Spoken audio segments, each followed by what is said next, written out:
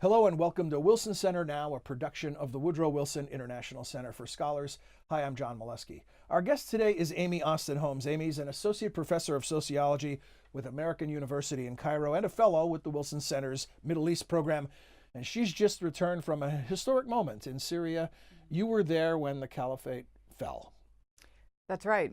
That's right. I spent about a month actually in Northeast Syria. So in the region that is under the control of the Syrian Democratic Forces, the SDF, which have been our main partners in defeating the Islamic State. And I was there on March 23rd, which was the day they officially, celebrated the defeat of the territorial caliphate of What were the circumstances Islamic of State. your month-long visit?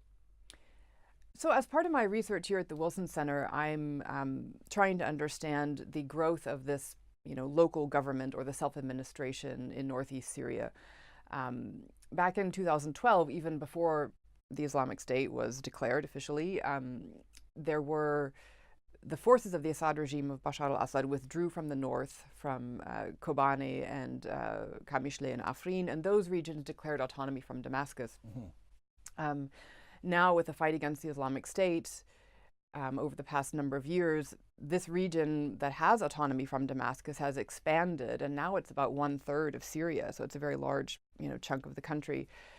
And so I'm trying to understand, how is the self-administration operating? How do they, how are they functioning? And also to understand the nature of this conflict with the Islamic State. I've conducted a survey of the Syrian Democratic Forces, which includes Arabs, Kurds, and also Syriac Christians. You interviewed individual members of the I troops. did. I interviewed both men's and women's units. So what was the moment like? For what we were seeing from a distance were for weeks. There were stories that it's about to happen, that this last chunk of land viewed as the last Islamic State stronghold was about to fall. And then there was a weekend or a day where it was announced that it had. What did you experience on the ground? Right. So the estimates, the reason why it kept taking longer than people expected is because they underestimated the number of civilians that were in Baghouz, which was this last holdout of the Islamic State. Nobody expected that there were somewhere around 70,000, I think, civilians that were still in Baghouz. And So that's how do you why, defeat the enemy without harming the 70,000 civilians? Right. And so this is what took so long. This is why they kept having to postpone the declaration of victory. And nobody expected that number of civilians to still be inside Baghouz. So tell me, where were you, and what was there a celebration? Was there a moment that the troops marked? So yes, there were. The official celebration took place in Deir ez-Zor, Baghouz, that region. Ambassador Roebuck spoke there, the U.S. ambassador. I mean, his official title is not ambassador in Northeast Syria, but he is an ambassador. So he attended the ceremony, as well as the SDF commanders, members of the self-administration.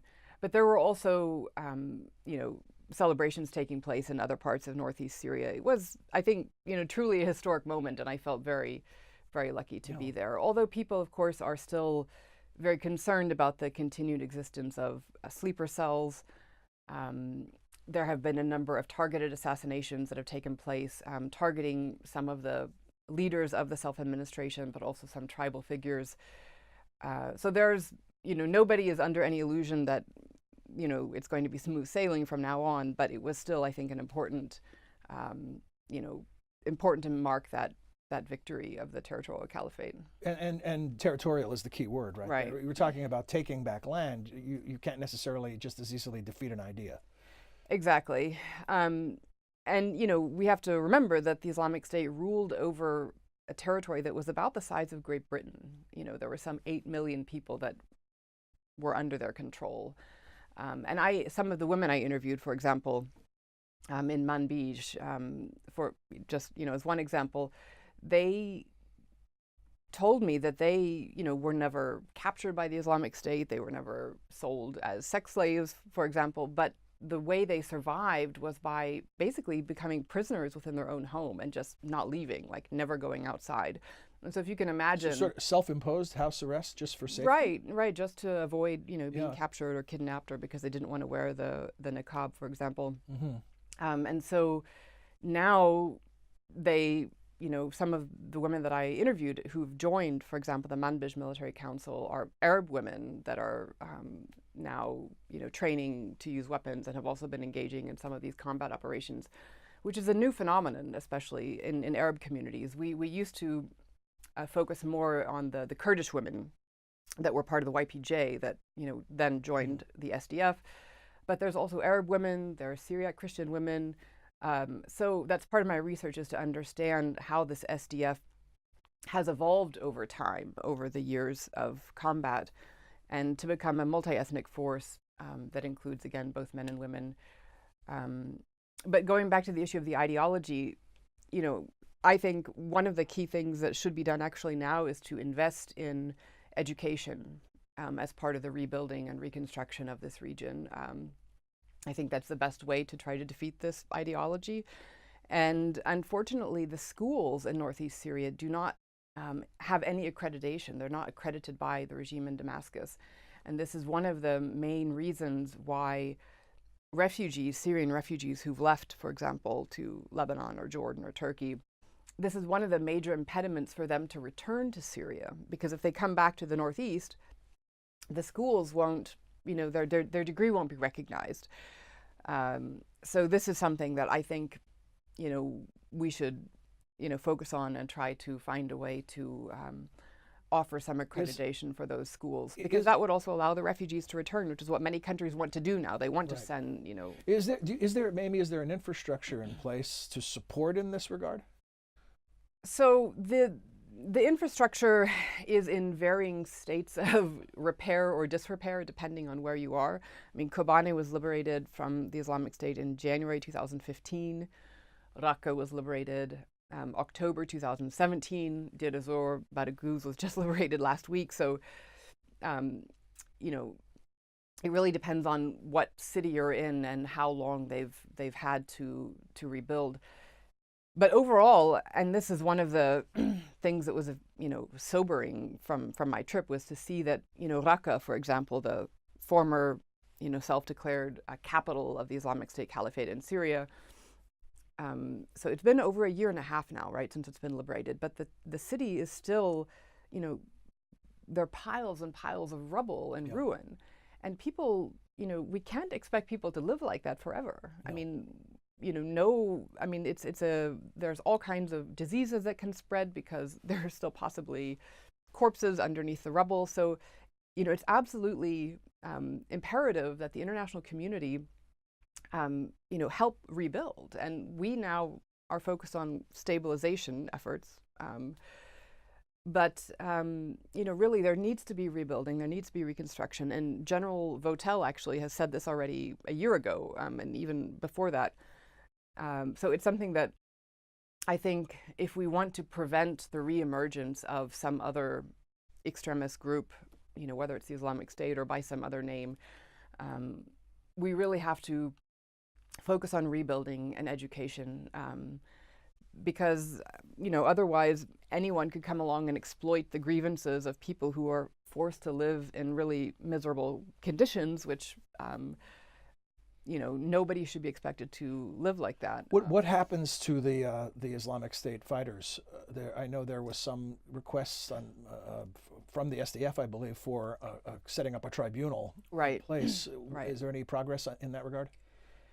Yeah, absolutely. It's a very important issue because now you have, of course, the majority of the Islamic State fighters were either Syrian or Iraqi.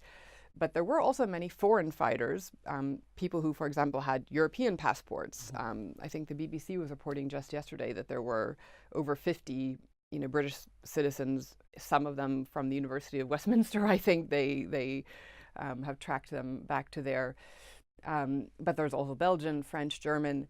And really, those countries need to take back their fighters. I mean, we can't expect Syria, this Northeast Syria, it's not even a country. I mean, they don't have any kind of legal or political recognition, right? I mean, they should not be the ones that are responsible for dealing with these European citizens that joined the Islamic State willingly and came there and joined this terrorist organization. I mean, so the Global Coalition to Defeat the Islamic State, which came together under U.S. leadership, it's something that we, can be proud of, I think, because it was because of our leadership that this happened. But those 79 countries should also contribute to, repatriating their citizens and rebuilding. The U.S. leadership you mentioned, and also the partnership with the Kurds, Right. critical. And there was a rocky moment there when we seemed to be withdrawing our support. What is that relationship like currently? So there was, I think in December when Trump made that announcement, people were truly shocked and dismayed, and this is why Mattis resigned and Brett McGurk resigned. So if you can imagine how they felt, which led to their resignation, I mean, imagine how the people on the ground in Syria must have felt. I mean, for them, to be left Absolutely. in the lurch like this. Now, people are reassured that we've decided to keep about 400 troops there, as well as members of the international coalition. Personally, I think that even reducing the number to 400 is a mistake. I think I understand that President Trump made that decision, part of his, campaign promises. But, I think if he wants to be able to say that he brought home American troops from somewhere in the world, I mean, there are a number of countries, for example, Germany, we have still around 40,000 American troops in Germany. I mean, you could take out not just 2,000 troops from Germany, but maybe 4,000 troops from Germany, and it would nothing would happen. I mean, there would be no humanitarian catastrophe. I know you're not a So military leader, but do you have a sense of what a necessary troop level would be? In Syria? Yes. If you said that the plan is about 400 and you're saying that's not enough, do you have a sense of what a reasonable number would be to achieve all the necessary goals of maintaining some stability? No, it's a good question. And as I said, I mean, this is 1/3 of Syria. It's not a small, Right. It's a considerable piece of territory, and it's divided into 7 different cantons or regions. And then we also have Al-Tanf, the base that's south of that's not included in this region, where I believe we've also decided to keep troops. I think it would be wise to keep a small contingent of U.S. troops in all 7 regions of Northeast Syria. I don't think it makes any sense to reduce to 400. I think it sends the wrong signal to the regime in Damascus, to Iran, to Russia, to the sleeper cells that are still there.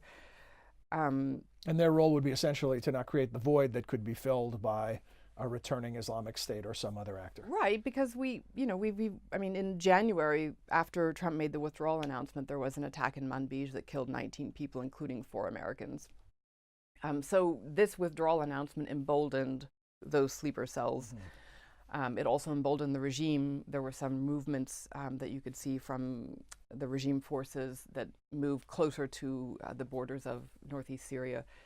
So it's just, we just last week celebrated the victory over the territorial caliphate. To now all of a sudden say we're going to go down to a minimum presence, to me, it just doesn't make sense. I want to get some final thoughts, Amy, from you, going back to your survey. In terms of what were you hearing from people about their hopes and fears moving forward? Did they see this as a major accomplishment and now life was going to get better? Or was this a momentary pause in a life that has become chaotic? Well, I think that in terms of their plans for the future, the northeast of Syria, based on my survey and also interviews that I've done, this is a region of the country that sees itself as a model for the rest of Syria.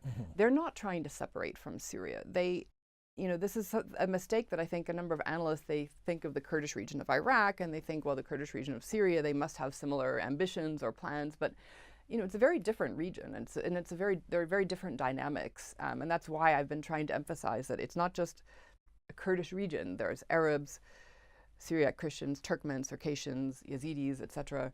And this diverse region is trying to create a model where you have equal representation of the different components, ethnic components, but also they have been promoting women to positions of power. So Raqqa, for example, the former capital of the Islamic State Caliphate in Syria, is now co-governed by a woman, a 30-year-old woman named Layla Mustafa, a civil engineer from Raqqa.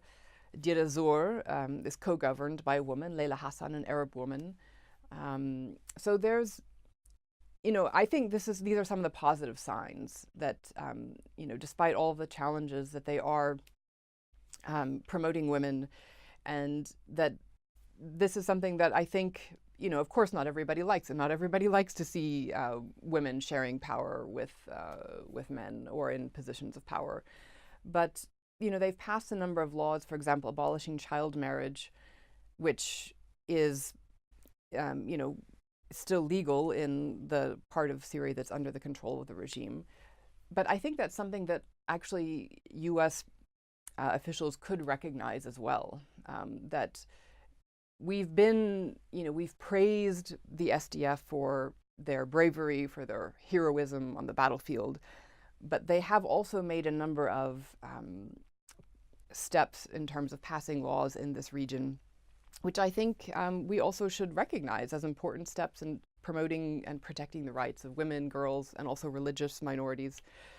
And it is a work in progress, and there's nothing, they also make mistakes sometimes, but I think that this region of Syria, it deserves protection, and it deserves a chance to, to allow this experiment to continue to work. And I hope that, that not just the United States, but all of the 79 members of this coalition that came together to defeat the Islamic State will realize that, we all have a stake in what happens in Syria. I mean, the terrorist attacks that happened in Paris and Brussels were plotted from this region. So, we all have a stake in the rebuilding and reconstruction of the northeast of Syria. Well, Amy, congratulations. Your work and focus on the area and the issues help in that regard. You're keeping us pointed in the right direction. And as you said, work in progress. So we'll leave it there, and there'll be more to talk about in the future. But thanks for joining us this time. Thank you. Thank you. Our guest is Amy Austin Holmes. You can visit our website and the Middle East program to find more of Amy and her work. In the meantime, we hope you enjoyed this edition of Wilson Center Now, and that you'll join us again in the future. Until then, for all of us here at the Wilson Center, I'm John Molesky. Thanks for joining us.